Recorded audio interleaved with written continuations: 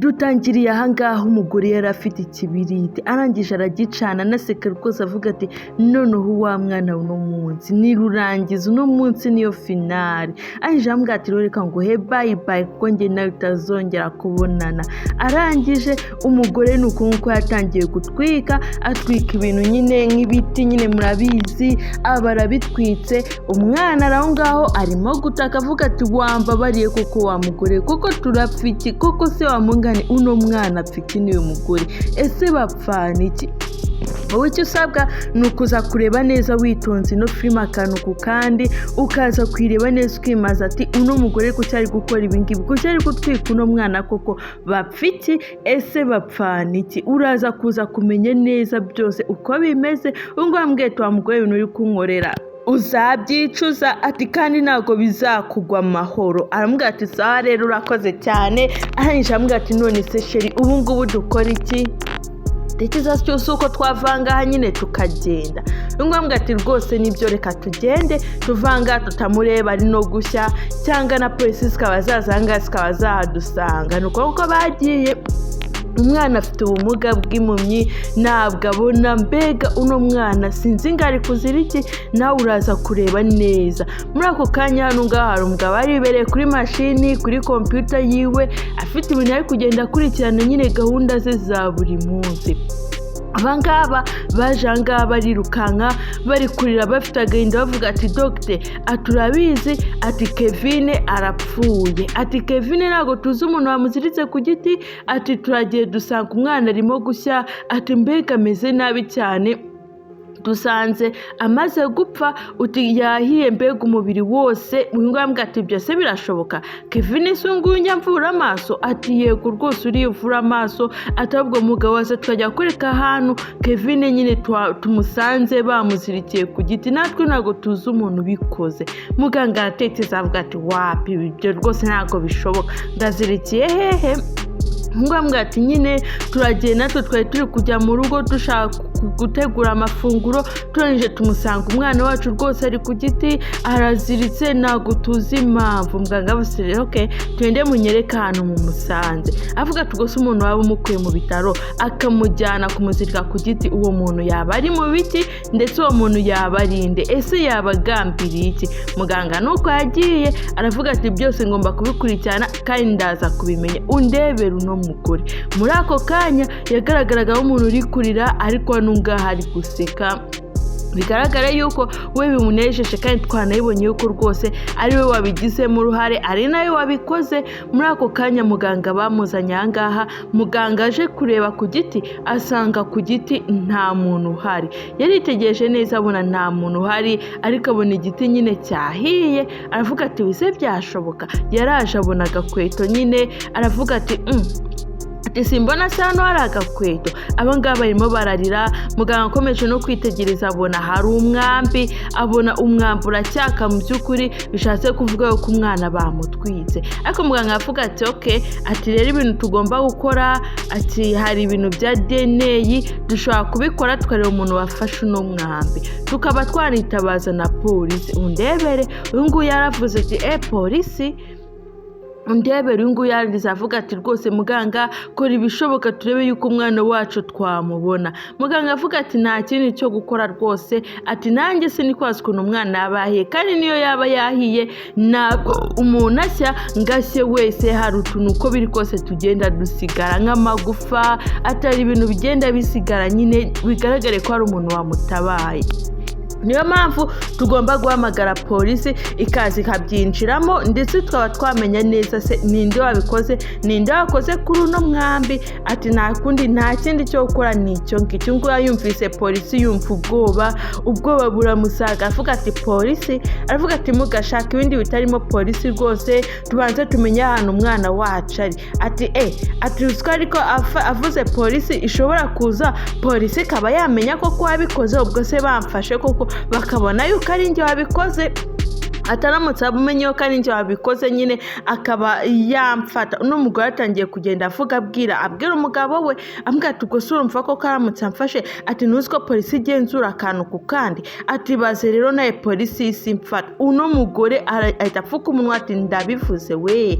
Muri ako kanya kimara kwivamo kimara kubivuga hari abahise baza. Uno filime uraza kwimenya neza wicaye gato kitonda ukareba nibwo uza gusobanukirwa. Abangaba baje bazanye polisi ngo avuga ati ibintu byanyu byose nabivumbuye bigitangira ati niyo mpamvu mugomba kugenda mugafungwa. Ngo ati se wa mugore wowe nta n'isoni ati ko nzi ko uri umukozi akurikirana nyirabuja gute?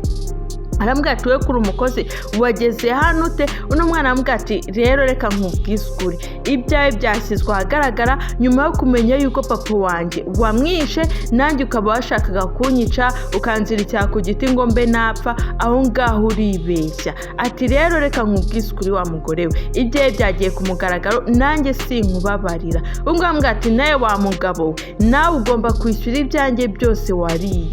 Ese ko bari kubashinja reka batwaye ukuntu byagenze tumenye ukuntu byatangiye. Muri ako kanya reka batwereke ino nkuru neza ukuntu byari bimeze. Uno mugabo ariwe wuriya tubonye yari afite umugore. Hano ngaho barimo baraganira n'umugore we amubwatira umugore wanjye aturabona ukuntu ibintu bimeze. Uno mugore ni impumyi, uno mugore n'uriyuje uzanye n'uriya mwana Kevin aje kumutabara.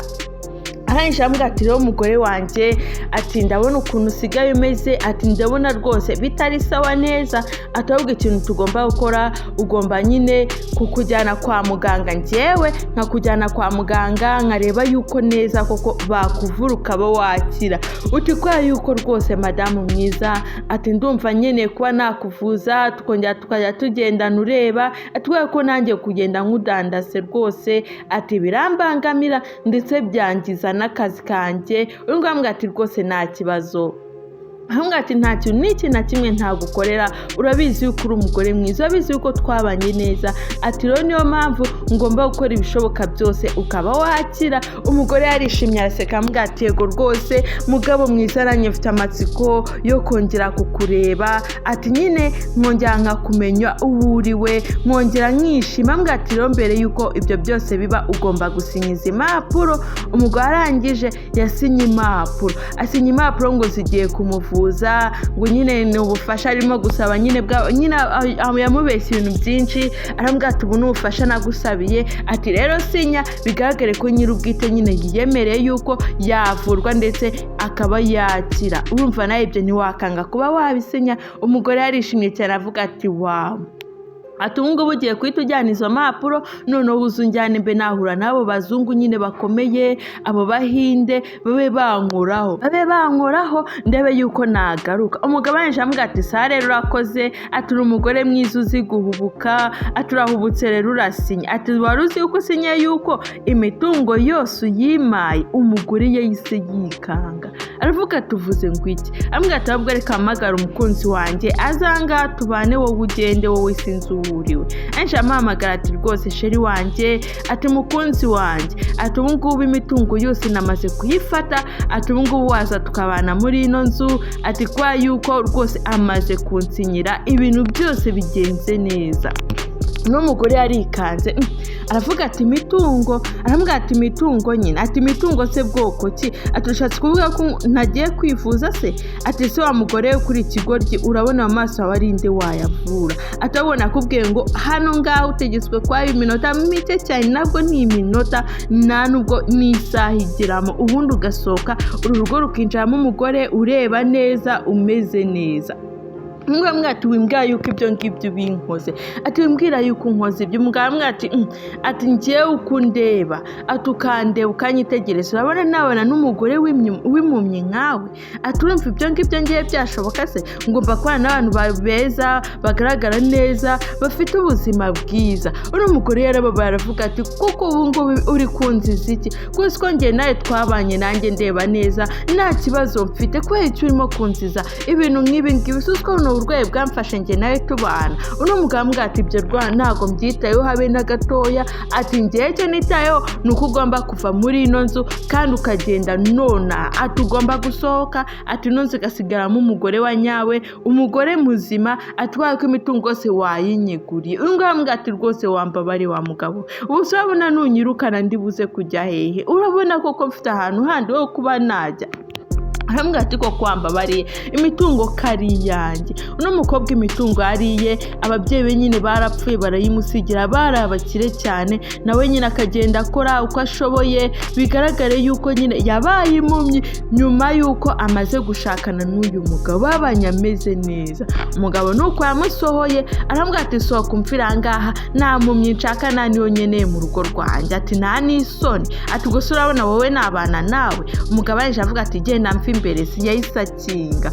Uno mugore yarababaye, agahinda karamwishe, atangira gukomanga urugi, nazi ngo ari gukomanga hehe, gusa no kugenda akabakaba nyine avuga ati wambabariye kuko wa mugabo we, nibura ukareka nkibera aho ngaho basi ugakora ibindi byose ushaka, ariko ndi mu nzu rwose nari hanze, ubu ngubu urabona ndi bwerekeze hehe? Nta babyeyi mfite nibura ngo ndabasanga, nta muvandimwe ni njyewe njyenyine. Umugabo ibyo ntabwo abyitayeho, yaraje ahangaha nyine muri saa avuga ati wawu, ati ubu ngubu ibintu byose bigenze neza, ati bimeze neza, ati ino nzu ibaye iyanjye, ati ibikoresho byose ubu ngubu koko bibaye ibyanjye, ati ariko mbega kugira umugore w'ikigoryi ukuntu bimeze. Yatangiye gusoma za nzandiko avuga ati wawu, ati ndabyegukanye. Mu kanya gatoya umugore we yaraje, ariyo yanshoreke nyine iraza ngaha ireba nyine inzira avuga ati wawu, uno mugore niba mubyibukane, wa mugore bari kumwe batwika wa mwana, ese wa mwana bahuriye hehe?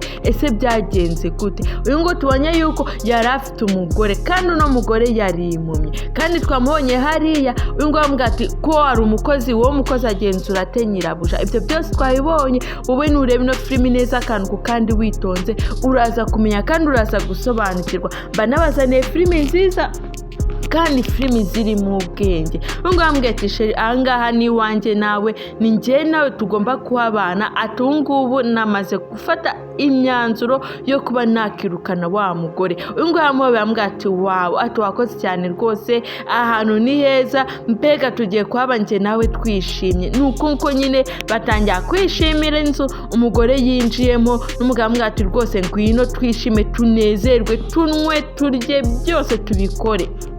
Muri ako kanya hadaciye mu mwanya baratwereka baje ahangaha gutangira gushopinga. Ambwira ati rwose sheri umwenda wose wifuza wumva yuko wakubera urawemerewe kuba wafata, kubera ko amafaranga rwose ndafite. Baraguze imyenda, barangije baza ahangaha barishyura, bishyuye amafaranga rwose. Uyu nguyu avuga ati rwose murakoze cyane, uno munsi ngize umugisha, nimwe bakasitoma ba mbere nakiriye, none urabona ukuntu munaneje imbere, undebere.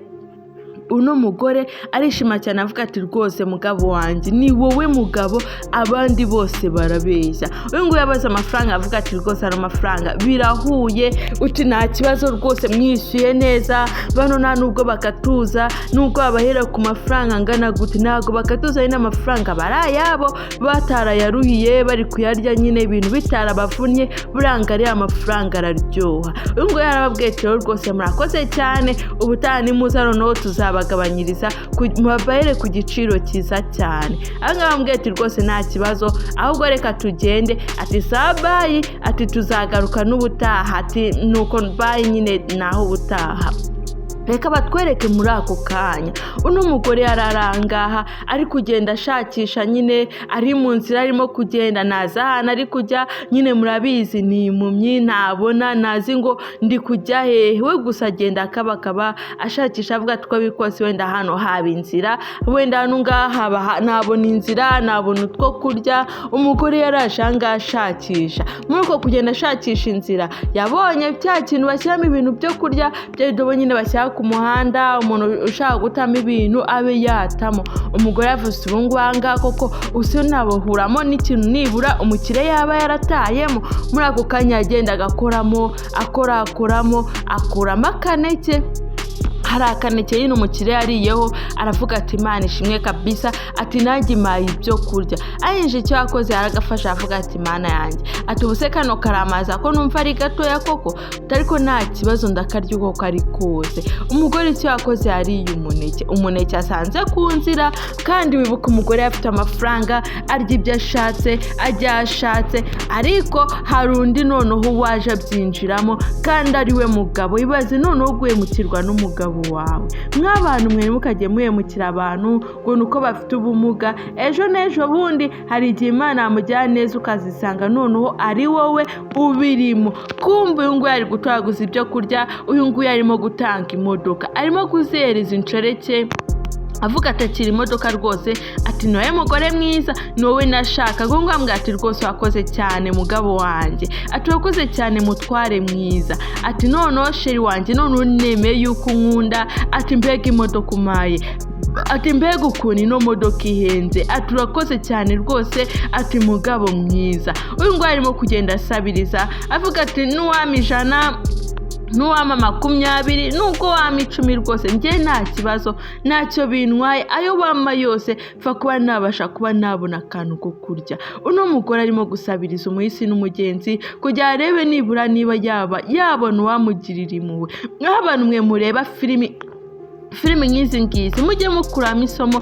nimukarebe gusa ngo mwigendere. buriya abantu baba bicaye ku manda basaba mu by'ukuri baba bakeneye ubufasha. uyu nguyu rwose amubwira ati Imana iguhereze umugisha, ati kandi rwose Imana isubiza ahantu ukuye, ayo wamuhereza yose. uyu nguyu aranyurwa ariko ntaba ari burebe, nta kintu kindi aba ari bukoremo uretse kurya gusa. muri ako kanya rero hari undi waje arangisha amunyuraho, ahangaha nyine ushaka araguha, ushaka akigendera, yashaka akanagukubita akanagucira no mu maso kutabumureba se. rero mwebwe mureba izino filimi zo kuzubu films, mwebwe icyo mukora mujye mugira imitima myiza kandi mufashe. uyu nguyu yarashanga rwose amuhereza amafaranga ambwa ati reka ngwese tuno dufaranga wenda dushaka kuba twagufasha. anje ambwa ati sabasi Imana ikugirire neza. bigaragare yuko uyu nguyu anasenga rwose, yamukozeho akamenyetso k'umusambwa ati Imana ikugirire neza, wenda ushobora kuba wazakira, ariko nawe nabyizeye nyine ni kwa kundi usabira umuntu. ngo ambwa ati rwose nawe Imana iguhereza umugisha. Mungu ari gusabira abantu umugisha, abangaba bari kuza ngaha bakanyanyagiza amafaranga. mu gihe uriya yaruhiye, ababyeyi be bayaruhiye, nta kintu ari kubona, ahubwo ari kugenda asabiriza 120. kandi mu by'ukuri uyu nguyu undebere yanshoreke n'iri mu mafaranga n'iri mu mitungo ye, ndetse n'uyu mugabo wamwigizeho inshuti, ariko birangira amutwaye amafaranga yose ndetse n'imitungo yose, ku buryo uriya nta kintu na kimwe yasigaranye, habe n'umwenda habe n'ikibiriti. yambaye nabi ari kwirirwa asabiriza. abangaba bari kuza bishima ambwa ati rwose sheri regura mfite ndi umugabo mwiza afite amafaranga, ati se wambura niki. Ngambwa ati rwose reka twishime tunywemo tunezererwe, ati nanjye reka nishimire imodoka wamaye, uyu nguyu ati nanjye reka nishimire urukundo wamaye. angaba barishimye mbega bameze neza kandi bari mu mitungo y'abandi. uyu nguyu nawe ari kuza ahangaha avuga ati Mana yanjye nibura wakoze uno munsi bamaye amafaranga, wenda nshobora kuba nabonye icyo kurya mu buryo butangoye, noneho nagenda nuraguza. ari kuza ahangaha uno mugore ari kuza ngaha ashakisha ahantu ho kuryama, ahantu hafite umutekano mwiza, ariko mu by'ukuri nuko ari kuzashakisha ntahafite. ndebera matera afite ni igikarito. uno mugore yarafite matera nziza, uno mugore afite intebe nziza, uno mugore afite ahantu heza, inzu nziza atahamo, ariko ndebera ahantu ari kuza gushakisha umwanya ngabe yaryama. kandi mu by'ukuri afite matera ihenze nk'ibihumbi 300 500, ugasanga nyine matera ziwe ziba zihenze nk'abantu bacyaba baryama kuri matera nziza. apana zino ngizi ziba zigura 20, 15 nguraye kuri matera. abantu bari bafite matera nziza.